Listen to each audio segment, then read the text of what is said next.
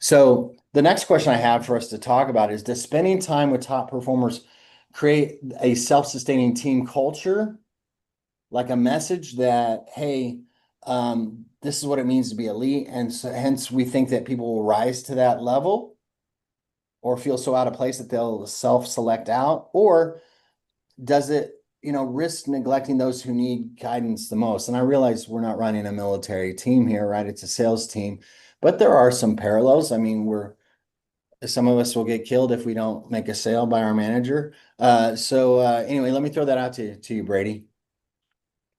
So, I love like all the trick binary questions because it's like option A, option B, and I always go option C. Um, it's I, like I my know you will, so that's why. like option C. So I'll give a little bit of a story. When I was running Fortune 500, we had this top seller that was always the number one on leaderboard, right? Over and over and over and over again, to the point that people would constantly be like, do what he does, do what Jerry does, right? And I made a point to spend time with top performers, mid performers, and bottom performers and make sure that I'm understanding their world. And what was fascinating about making a point to spend time with the top performer is I figured out he wasn't a top performer. Somebody had had so much confidence in him that they actually gave him influence and control over lead distribution. And all of the actual top performer metrics were because he had influence on the deals he cherry picked. Yeah. And he wasn't a top performer from a skills perspective. He was a top performer because of his systems, right? The system fed the performance. And so it's very interesting as you think about like, should I spend my time with those who need it the most? Yes and no.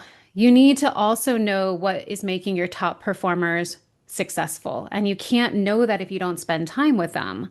And you can't have healthy skepticism around it if you don't know the ins and outs of their world.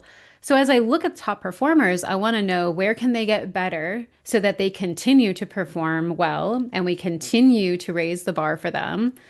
But I also want to understand what's making them successful. Can I repeat that with others? Is there something I can learn from the top performers that I wasn't cognitively aware of?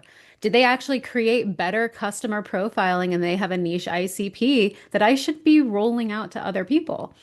So, spending time with your top performers, if you only focus on the bottom, you're not investing in your successful strategy, which is your top, and you don't know how to replicate fully what they're doing. They might be deploying something you can learn from. Um, so, yeah, you need to spend time with both.